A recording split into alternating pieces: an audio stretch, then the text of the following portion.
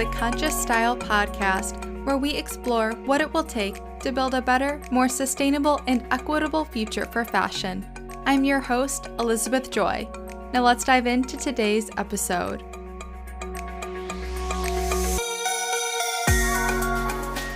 Hey there, and welcome to another episode of the Conscious Style podcast. Today, you are going to hear all about the groundbreaking PayUp fashion campaign from Ayesha Barenblat, the founder and CEO of Remake, an incredible ethical fashion nonprofit pushing fashion to be a force for good for people and the planet. In this episode, you are going to hear Ayesha talk all about what the PayUp fashion campaign is, what made this movement so successful, and what the current status of that campaign is, why fashion has for too long left out the people side of sustainability, and how harmful this is to the sustainable fashion movement, what types of transparency we need from fashion brands to actually hold them accountable, how we can be allies for the people who make our clothes and really center garment workers in conversations about sustainability, the power imbalances between workers, factories, and brands, and what can be done to help fix this, if paying living wages is really as difficult as brands say it is, and what it will take for us to actually get there, and more. So this episode is really packed with information that I think you're going to find really valuable.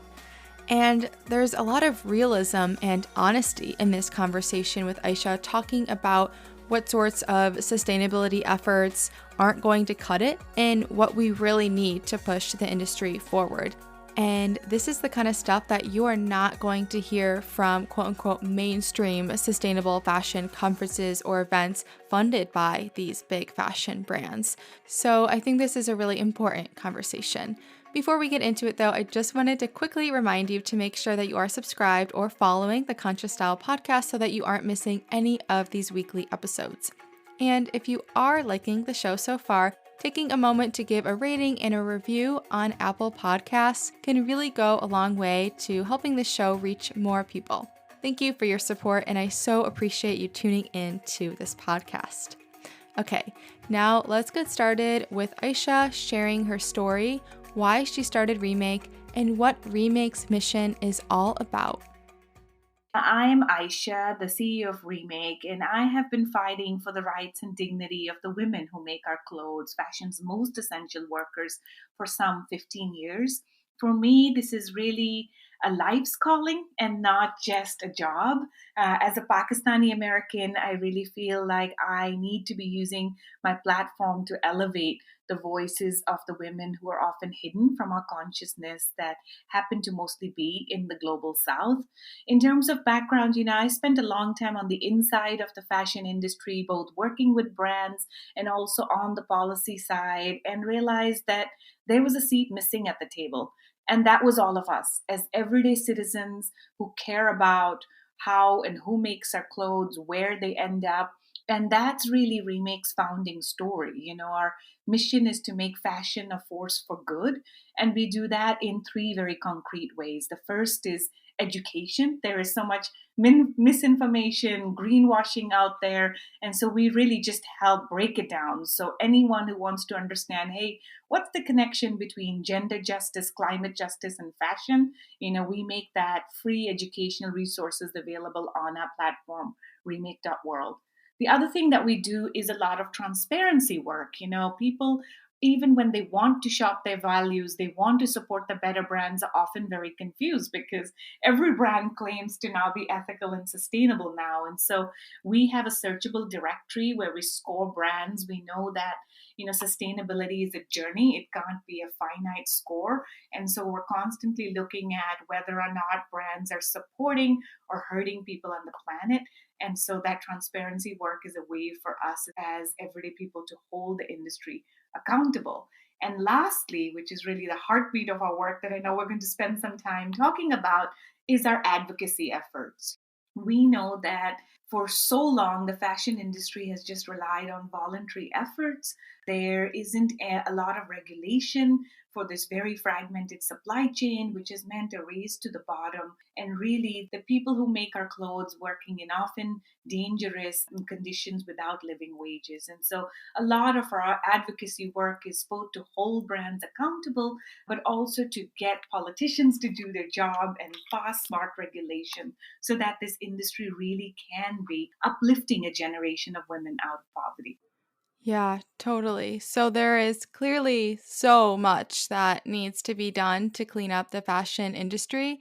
And Remake, as you explained, is working to address these issues and make fashion a force for good in so many ways. And one of these ways is the PayUp Fashion campaign. So could you tell us why you and Remake created this PayUp movement and what it's all about?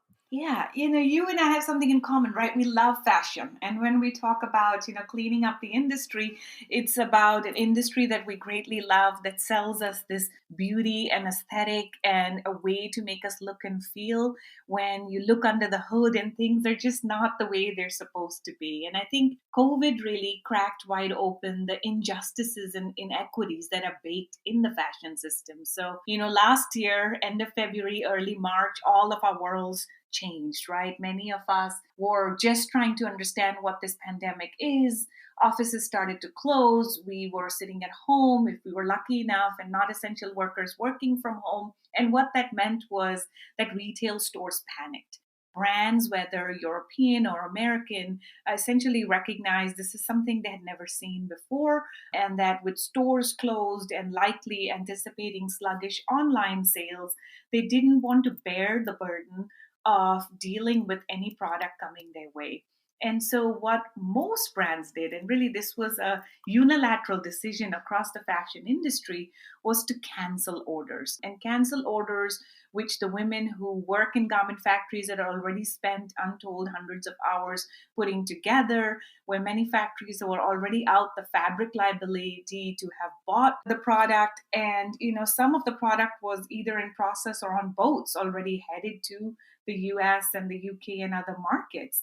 And so for us at Remake, we realized that, if the brands weren't going to honor these contracts, knowing that garment workers already live paycheck to paycheck, this was going to be the biggest humanitarian crisis of our lifetime facing fashion's most essential workers. And so we launched PayUp with a very simple demand. This was not about charity, but about good business practices. And for all of the years of fashion brands talking about sustainability and ethics, what they had to do was the right thing here, honor the contracts and pay up so that garment makers could be paid, especially as COVID started to spread around the world. And the rest is history in terms of it has been the most successful labor rights campaign of my career. Wow. There were so many civil rights organizations, unions who worked on it, behind the scenes to hold the brands accountable. But also it was people like you and, our ambassador community, influencers using their platform for good, holding the industry accountable, pushing on the brands to do what's right. Anytime a brand tried to have a flash sale on Instagram, our community would take over and say, no, no, no, we're not going to buy anything, unless you pay up. And I think therein lies the collective power of what all of us can do when we come together as a movement. Mm-hmm. Yeah, it's such a powerful movement, as you explained. And I would love to kind of dissect or unpack the Pay Up Fashion campaign and explore the 7 main action items that have been laid out. And so, action number 1 is that brands must pay for unpaid orders, as you were talking about, all the orders that were canceled when the pandemic hit over a year ago at this point. So, could you tell us what progress has been made in recovering those unpaid bills and stolen wages, and then what the current status is? Yeah, so, as you laid out so eloquently, the demand was very simple. It was like, look, you ordered this stuff, you've got to pay for it. Just because you don't want to deal with the economic fallout, you can't push that risk onto factories and in turn onto fashion's most vulnerable workers. And the pressure worked at the start of the pandemic, really, I'd say end of March, early April, when we were seeing a lot of cancellations. There was a few brands that came to the table. By the fall of last year, we had 25 brands who agreed to pay up, which, based on UPenn University's research, has meant that we unlocked 22 billion off that initial 40 billion in canceled orders. And I'd say it again, like half of that stolen money in contracts. And we know from talking to factories that that meant payroll was made. And for our community, it was really a galvanizing moment of what everyday people can do when we stand in solidarity with unions and workers. So that was incredible, but the work is not yet done. One of the things that has really been keeping me up at night is, in some ways here in the US, we have vaccines, things are slowly but surely opening up. I think a lot of us are feeling like there's a light at the end of the tunnel. But unfortunately, when you look at India and Pakistan and Sri Lanka and Cambodia, a lot of places where our clothes come from, that is not the case. COVID is currently ravaging these communities, and we are now getting fresh information of order cancellations in India, partly because product won't ship on time because people are getting sick. Factories are hotspots for COVID. So it seems in some ways, brands have learned nothing from the first bit of the campaigning. Some have committed to not canceling orders through the length of this crisis, but we continue to chase, a long list of brands on doing what's right here and hoping with conversations like this to get people to pay attention because, Yeah. Asia is really in the throes of COVID right now, and it's where a lot of our clothes are made. And workers have this untenable situation of deciding between their life and their livelihood. If I don't go into the factory, I don't get paid, and then I can't afford to eat. But if I do go into the factory and get COVID, and I'm sick, like there's no infrastructure, there's no hospitals, there's no oxygen tanks. So it's a very difficult situation. Yeah. Ugh, it's so sad that here we are over a year later and brands are still canceling orders, still leaving their suppliers scrambling, still not supporting the garment workers that are making their brands' clothes. And then meanwhile, we see so many brands, sometimes even the same brands, turn around and advertise their sustainability efforts, whether that's using recycled and organic materials, having a take back program, using water efficient dyeing technology, or whatever. But they're leaving out the people part of that sustainability equation. And as action number 2 of PayUp Fashion outlines, which is the Keep Workers Safe action, the fashion industry must protect garment workers' human rights and labor rights. So, what is the danger of leaving out people centered issues in sustainable fashion? And then, how can we get these big brands to think about people in their sustainability initiatives? I'm so glad you asked this question, and in our community, I think we really recognize how intersectional these issues are. You can't talk about the planet without talking about people because it is intrinsically linked. And one of the reasons that fashion brands often talk about the environment, but really say nothing about people, is because there are some environmental efforts, which means, at least when it comes to energy efficiency or water efficiency, that you're saving money. But when it comes to living wages, it turns out that that actually costs you money. And so for too long as brands have owned the sustainability narrative, it has been centered on environmental and really incremental environmental inroads, but not really looking at people. And for us, it has always been intersectional. Look, COVID has taught us, the people at the front line of supply chain shocks and ruptures are the very people that are working on the factory floor. These are the same communities. We were just grappling with a cyclone in India. Flooding is common in Bangladesh. You look at the unprecedented heat levels in my hometown of Karachi, Pakistan. The essential workers who make our clothes are also on the front line of climate shocks. And so we have to have the fashion industry focus on this. in an intersectional way. And that's really what our Keep Workers Safe campaign demand is all about. It's the 8th-year anniversary of Rana Plaza, and we currently have only two brands, ASOS and Chibo, who have publicly committed to renewing their commitment to the Bangladesh Accord. For those listening, it was a landmark agreement for brands to really have skin in the game, binding agreement to keep the workplace and buildings safe. And we can't see that agreement expire, but even given the recent wake of industrial accidents, fires in other places, we know that we need to be extending the accord to other places, to Pakistan, to Cambodia. So, first and foremost, when we think about safety, it's about the physical building safety, because often the infrastructure is not there, the buildings have been built very quickly, and fire hazards, industrial accidents are par of the course to this industry. But beyond just the physical building, as we have seen in COVID, garment makers have no safety net. We were talking earlier about you've got to decide whether you risk getting COVID and go into work. It's because you're living paycheck to paycheck. And even though brands have, signed some very public commitments with the International Labor Organization and USAID, here we are 15 months later, and there has been no substantive direct relief, even though order volumes are shrinking and in some places vacillating. And workers, unlike here, they don't have unemployment, they don't have social safety nets to catch them. And so part of our campaigning is, look, you need to be protecting the workers in this crisis now. Where is your philanthropic efforts when you talk about COVID relief? Why isn't it actually getting to the people who are making your product?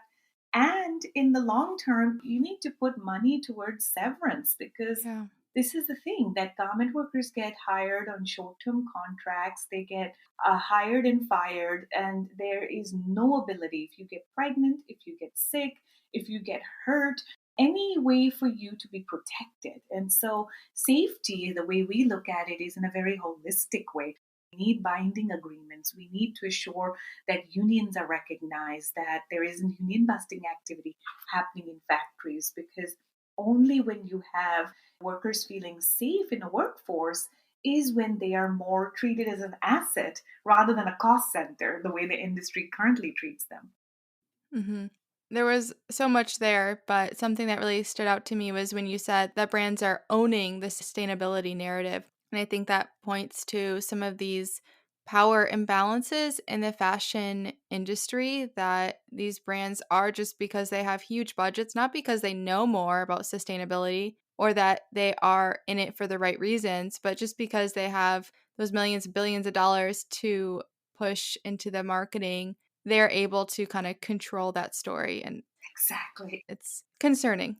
Completely. Like, for those of us who've been working for years and years on this, right? I mean, 15 years ago, Elizabeth, nobody was talking about sustainability. And in some ways, we now have sustainable fashion become more mainstream. But the brands, again, look at this as a marketing opportunity to sell more Mhm. product, and have in many ways co opted the movement, versus we're here to say, no, no, no. If you want to talk about sustainability, it's very simple. We want you to talk about gender justice and climate justice. And Mhm. if you're not centering on those two areas, then really it's just greenwashing.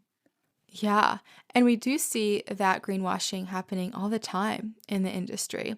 And if listeners do want a bit more background on what greenwashing is and how you can identify it in the fashion industry, I do have actually an entire podcast episode dedicated to that very topic. It is episode number 4 if you wanted to go back and listen to that.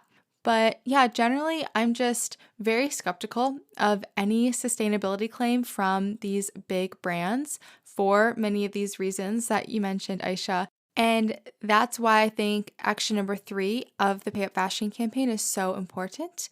And action number 3 is all about going transparent, talking about the need for transparency from brands in fashion. So, I would love to know what types of transparency do we need from brands? And then how can we make sure that it's actually trustworthy information being shared? Because we know that what these companies are sharing is not always the most truthful or accurate. Yeah, it's so difficult, right? And the thing is, if you look at a corporate social responsibility report, you know what, they're like 60, 70, 80 pages long. I talk to in our everyday citizen community and they're like, we don't know what to look for. We don't have time to be digging through these reports.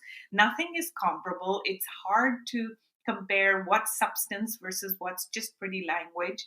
And so, we sat down with experts to say, okay, fundamentally, what are the things that we need, because we know sunshine is the best disinfectant and that transparency is a first step in starting to clean up these supply chains. Through that, our transparency focus is really on three things. The first is, well, we need to know where the product is made. And there has been some progress where some brands will tell you where at least the product is cut and stitched. But, as you've seen in recent stories with the crisis of the Uyghurs being, essentially in forced labor, human rights detention camps in China, where a lot of our cotton comes from. We know that a lot of the human rights abuses and conditions are not just where the blouse or the top may be cut and stitched. It has to go all the way up to raw materials. So, first we want to know, well, where is it? Where is the stuff being made? We don't just want to know the country, we want to know the farms, we want to know the factories. And that's really important for regulators, for activists, because then we can triangulate when we get complaints or hear from unions about what's happening, because often workers aren't necessarily able to tell us who they're sewing for. So, from a transparency standpoint, we need that traceability across the supply chain. The second, and this is something no fashion brand ever wants to tell you, is wages. It's like if you talk to any labor organizer, union leader, they'll be like, it's not that complicated. If a brand says they're committed to the well being of their makers, of the people who make their product, then share how much you're paying. We know, the data is out there that almost no factory workers today make anything close to a living wage. And so, again, if the brands were to put wages in the public domain, it would be a first step towards then looking at, well, how much does your executives make? How much do your CEOs make? And then why does the average maker in Bangladesh or Cambodia make below poverty line wages? And, the final thing is that as the industrial disasters over time, different issues have captured press attention or citizen attention, there has been this entire private sector complex, right? This like multi-million dollar industry of auditors. So these are people who are going into the factories looking for human rights concerns. They write up reports, they write up, what the brands must do to correct these issues. But the problem is that there is no transparency there. And a lot of these auditing firms are for profit. They're on the payroll of brands. The reports are only made available to the brands. And for workers, it's very hard to know, well, based on what's reported, are things going to get better? And so, outside of knowing, well, where's the product made? How much are you paying for it? We want brands to put that information in the public domain, because that's the kind of good information where then you have a way to measure. If you have these many safety violations or you have this much overtime in your factories, like, is it getting better over time or is it getting worse? Because currently the brands get to cherry pick what sustainability information they're putting out there. And guess what? If they don't reach certain goals and milestones, they just change the goals. And then Yes. there's no one there to hold them accountable. Remember when H&M made the living wage commitment and then that just sort of went Yeah. away? So Ugh. that's why we push for, we want consistent information on wages, on factory audits, and on the entire list of where the product is coming from. Yeah, I mean that example with H&M's failed living wage campaign where they got a ton of free PR for saying that they were going to ensure living wages, and then their self-imposed deadline came and they could not prove that anybody in their supply chain was earning living wages, and that campaign just quietly went away from their website. I mean, that's what happens when we let brands lead the way. So that's not how we're going to create a better future for fashion. As action number 4 of the PayUp Fashion campaign highlights, fashion needs to center garment workers if we are to build a truly equitable industry. So then, why do you think that garment makers are all too often left out of the conversation? And how can we be allies for the people who make our clothes, the world's clothes, making sure they're centered and represented in a really meaningful way? Yeah, for me, this was always very puzzling. As someone who has spent most of her career in production hubs, in factories, in mills, I have had the pleasure in my career to get to know, meet with, have meals with the incredible, fierce, resilient women leaders who bring our clothes to life. And, I have always been struck from Haiti to Cambodia to Sri Lanka on how clear she is. And I say she because we know 80% of this industry's workforce, particularly at the Katso level, is women. And just how clear she is on what she needs in order to not just do her job well and productively, but to be safe and to take care of her family. And even though brands have dabbled with hotlines or audit data here and there, often it's just very extractive. It's sort of they are doing this for their image. They take from workers in terms of input, but are not really giving them an active seat at the table. Mhm. And similarly, it's been fascinating. You go to all of these very glitzy sustainable fashion conferences, Copenhagen Fashion Summit or the BSR conference or anywhere, the alphabet soup of the multi stakeholder efforts that are really for profit institutions, a lot of them bringing together brand voices, but she is largely absent. The very people that these efforts are supposed to be professing to address, she's just not there, not on the plenary stages, not in these multi stakeholder initiatives. And so that's why our fourth demand is about giving garment makers center stage. And, I think this is something that each of us can do in our work. Often, when we at Remake get speaking engagements, right now it's on Zoom. Our request is, look, we need a union leader voice or a garment maker voice. Otherwise, we have to politely decline, because I'm an ally, right? I can speak off the issues. I can look at the data. I can use my platform to amplify her voice. But at the end of the day, we have to go to the source. And so if there are influencers listening in, if there are brand representatives, if there are sustainable conference planners, I think this is one way for us to start to chip away at this brand led narrative, is to give these plenary stages, these multi stakeholder efforts, these conversations to assure that garment makers have equal representation, leadership representation, because otherwise we are simply not going to elevate her demands. And that's just not how you make progress.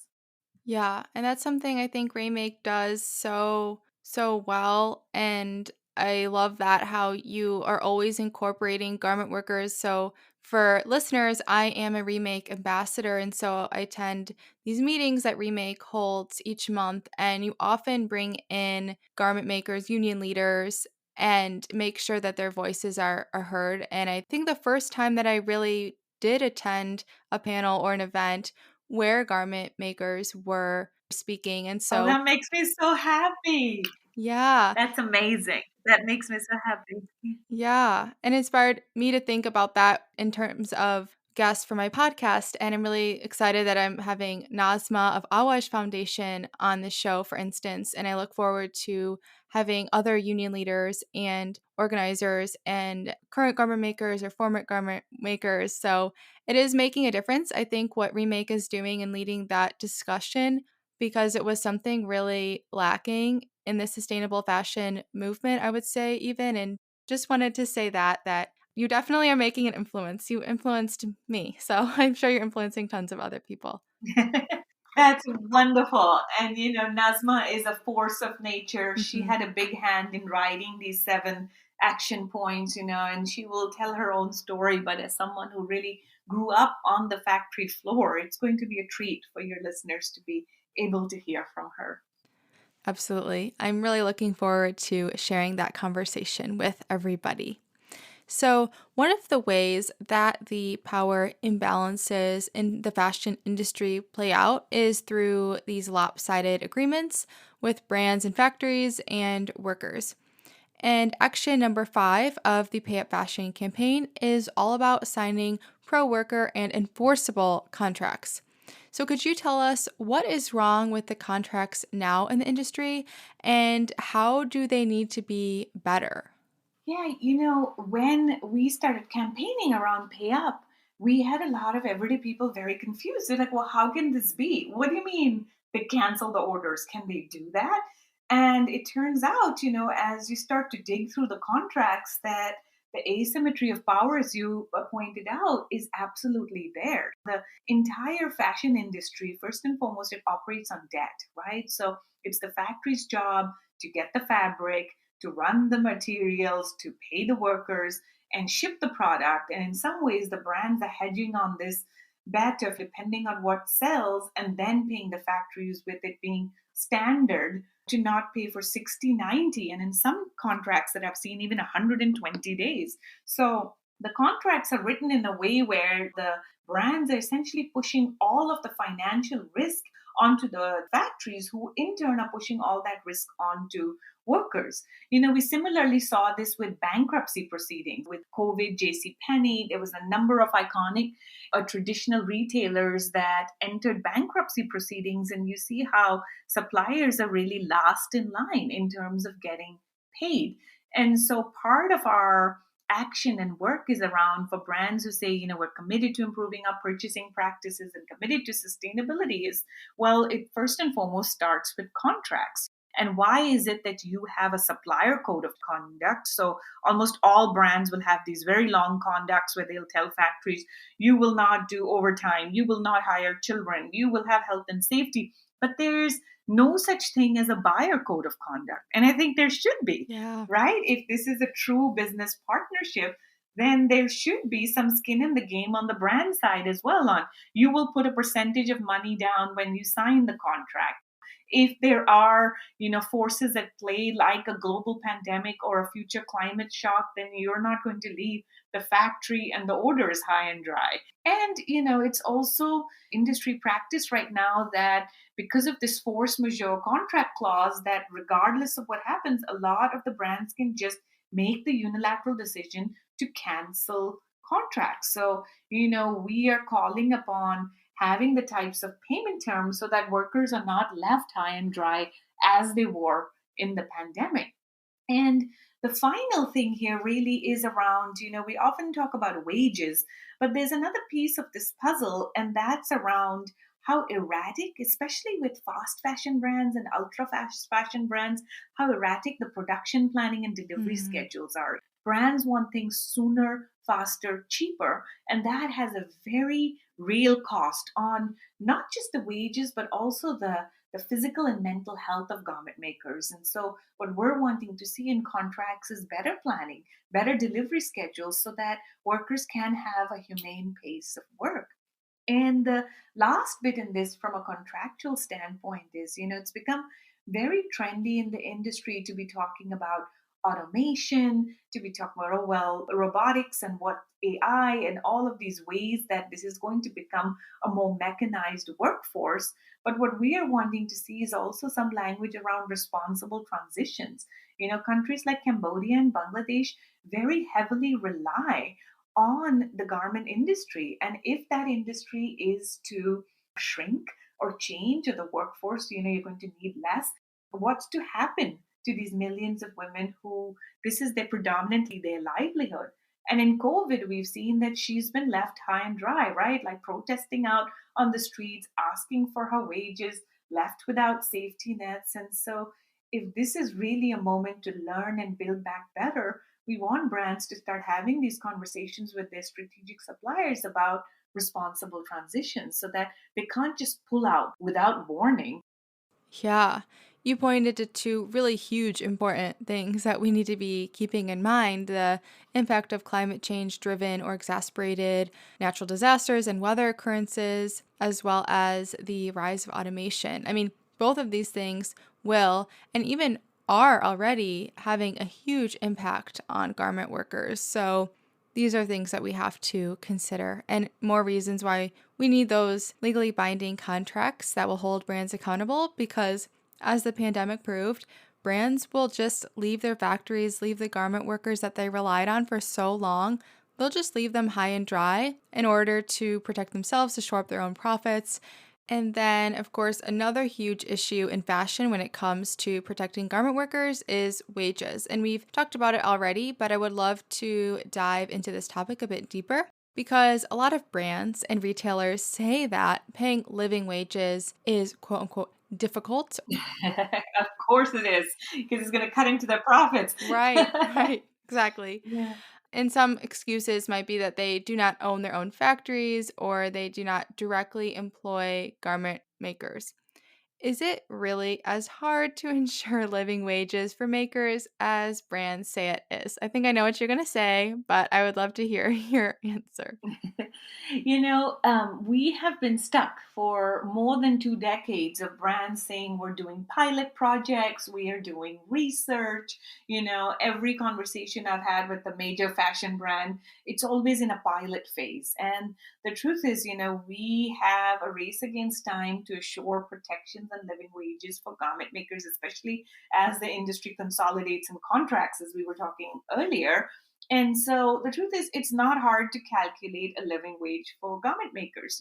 You understand the weekly expenses, you know what the real data is, you know how many humane hours they're working. There are living wage studies out there. And, the thing that has been most easy for me to understand talking to researchers is it's something like $1 more on a $20 t shirt. So it's less about the research and more about the implementation. And frankly, putting wages front and center in this conversation. So many brands today have these faux feminist pilots. They're talking about empowering women by teaching them about their health and sanitation or teaching them how to better read their paycheck. And the truth is, any garment maker, any union organizer that you'll talk to will say, we don't need trainings. We don't need you to teach us how to empower. We will empower ourselves. All we need is to be paid more.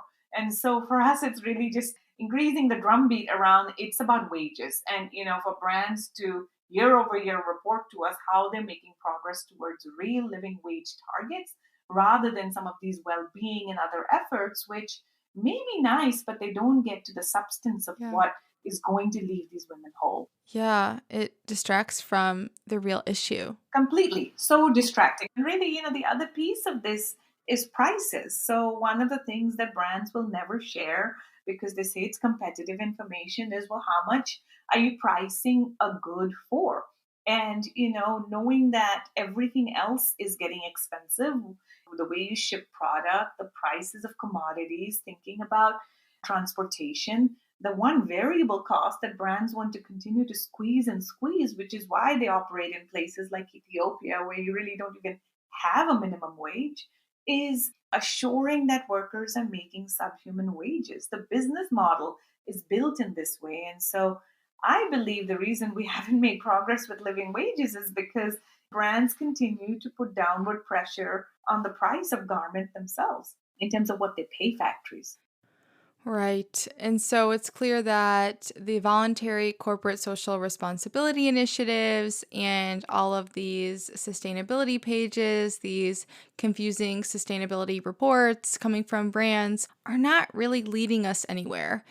And so the final action, number 7 of the Pay Up Fashion campaign, is demanding that brands help pass laws to hold the industry accountable. So, what types of legal reforms do we need in fashion to make it a more equitable industry?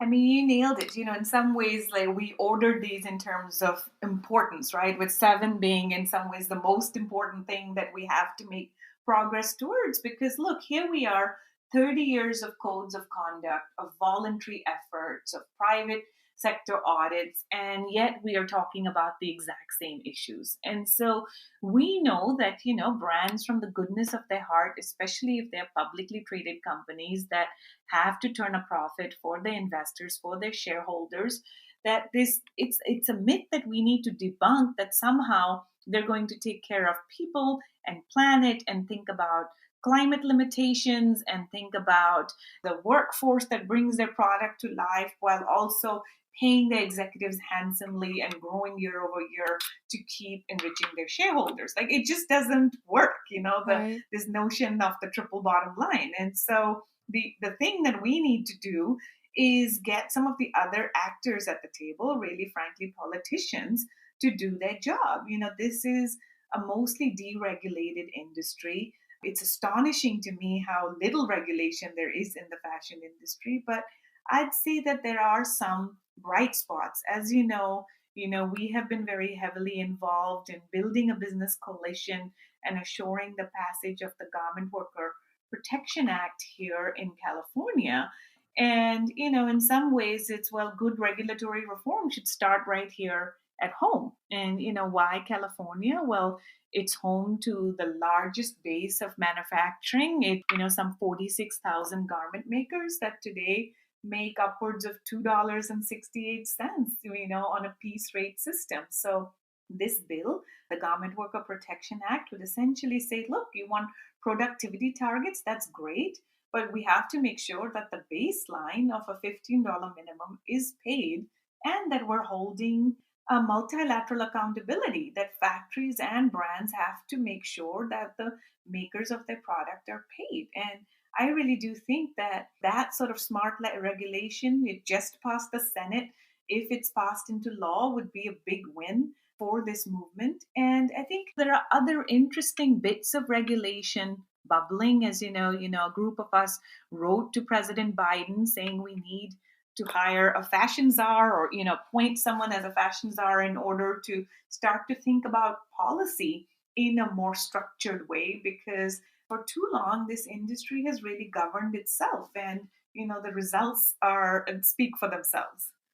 Right. So well said. I mean, we can see that the brand led initiatives, the voluntary efforts, they're not working. We need something with teeth, with accountability that really centers workers. And so that's why I'm really excited about the PayUp Fashion campaign, because it is such a comprehensive campaign, as we just broke down in this entire interview. So, how can all of us get involved with the PayUp Fashion campaign, support it, amplify it? What can we do? I am so glad you asked this question, because I really do believe that it's the collective little steps that we all take as a community.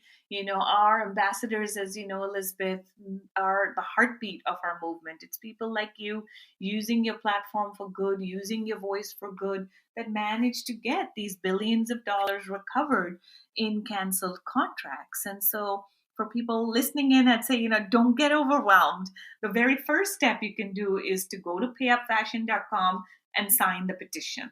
Now, you might say, what does signing a petition do? Well, it turns out, the way we've set up the petition, some 200 brand executives get an email every time someone signs it. And we know from the first time around, when we were dealing with order cancellations, once 270,000 people signed the petition, we suddenly managed to get brands to call back. So, first and foremost, it's about sign the petition, make your voice heard. I'd say, for those who are on Instagram, give us a follow at Remake Our World.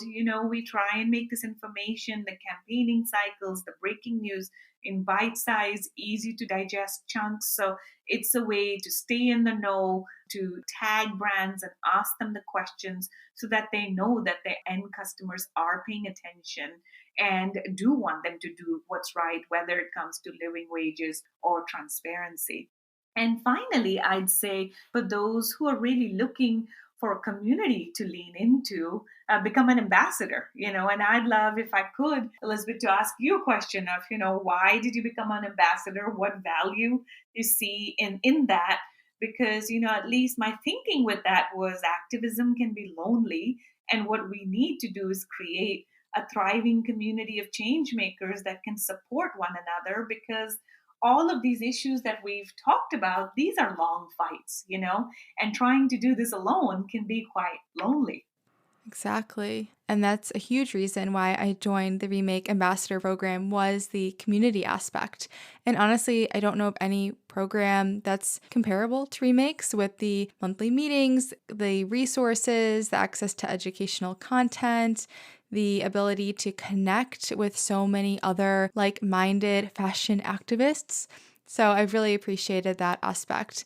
And I would say that a second reason why I joined the Remake Ambassador program is that I was kind of at a point in my journey where I had been engaged with conscious consumerism for a while. And of course, I still am.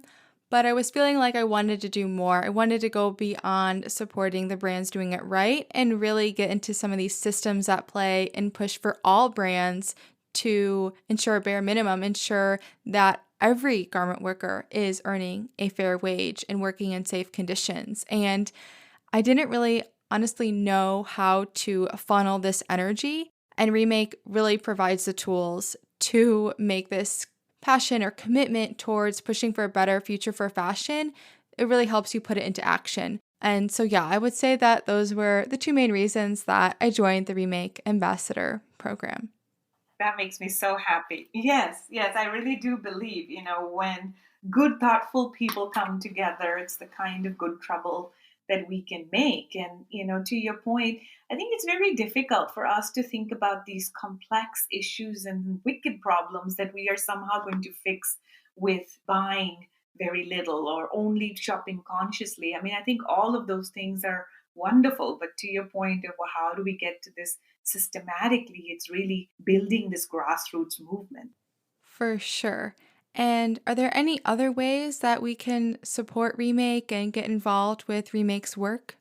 Why, one of the ways, if you are able to give, I think for people to know, we are a 501c3 nonprofit.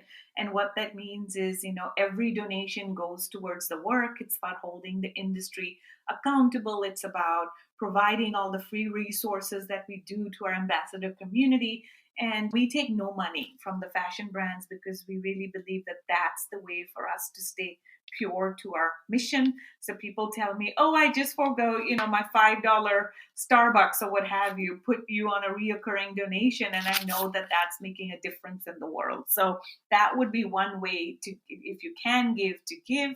But if that is difficult, because I know people are really hurting right now, then know that your voice matters too. And just, raising your voice, asking the right questions, all of that makes a difference as well. Yes, so many ways to support and get involved. And I will put the links to all of that in the show notes as well as the episode description so people can look further into everything. All right, to close out this interview, Ayesha, I'd like to ask you one final question, and that is, what does a better future for fashion look like to you?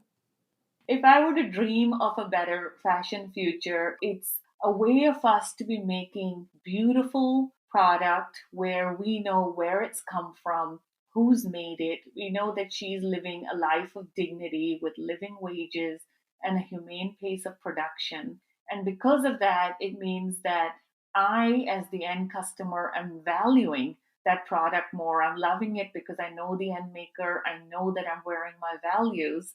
And, the interesting thing in this sort of dream scenario is if we are paying her more and she is working less, we'd also be reducing our carbon, climate, and water emissions because we'd be producing less stuff.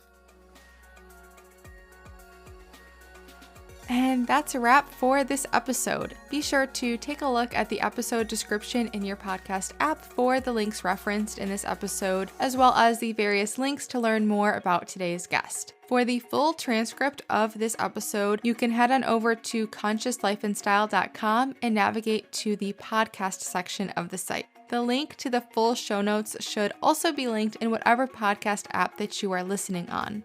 If you would like to spread the word about this show and help the content reach more people, you can share the episode or podcast with a friend, screenshot this episode and share about it on Instagram stories, tagging at Conscious Style. And if you are listening on Apple Podcasts, something that really helps is to leave a rating and review. Thank you in advance for supporting the show in whatever way that you can. For more conscious content, you can subscribe to our weekly newsletter, The Conscious Edit. In this newsletter, I share recommendations for reading, listening to, watching, and much more.